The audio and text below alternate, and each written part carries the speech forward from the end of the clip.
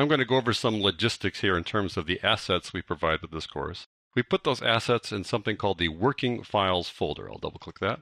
3 subfolders here: Assets, Premiere Pro Projects, and SpeedGrade Projects. The assets are mainly video clips, like so. And then we've got some Premiere Pro projects like this, and also some SpeedGrade projects. As you go through the course, I think you want to have easy access to these assets and these projects. So I recommend that you put the Working Files folder right on your desktop. That way you can get to it really easily. And also want to make sure that you keep this folder structure intact. That is, you want these 3 subfolders inside the Working Files folder. And things should go smoothly. That's because when you open up a Premiere Pro project, for example, it'll link back to these assets here in this folder. And so it needs to be inside the Working Files folder for Premiere Pro to find it. Now, on the off chance that you rearrange things or change a file name, Premiere Pro will have a little bit of trouble finding those assets, but you could help Premiere Pro do that. Let me show you what I'm talking about. I'm going to go back to the Assets folder here.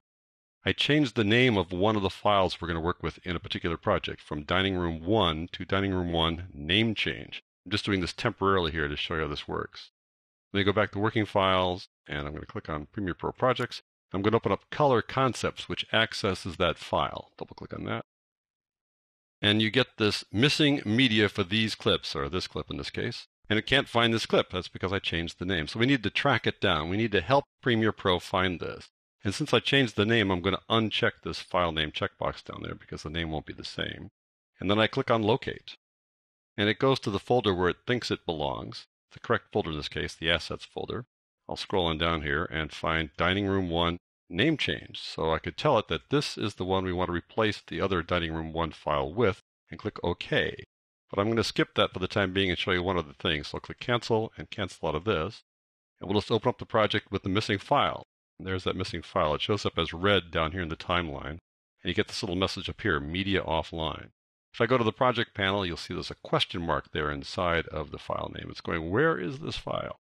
Well, you can track it down in one of 2 ways. I'll right-click on it here. And it's Replace Footage or Link Media. If I click on Link Media, we go back to that same dialog box we saw moments ago. So I'll cancel out of that. And then if you click on Replace Footage, that'll take you to the Replace Footage dialog box here.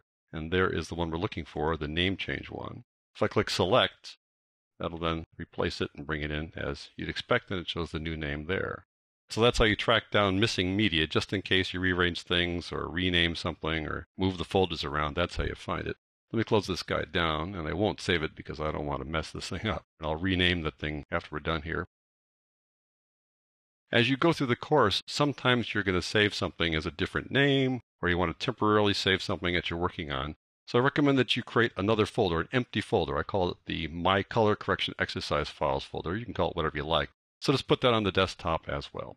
So there you go. If you follow these basic instructions, I think that as you go through the course, you'll be able to open up these projects without a hitch.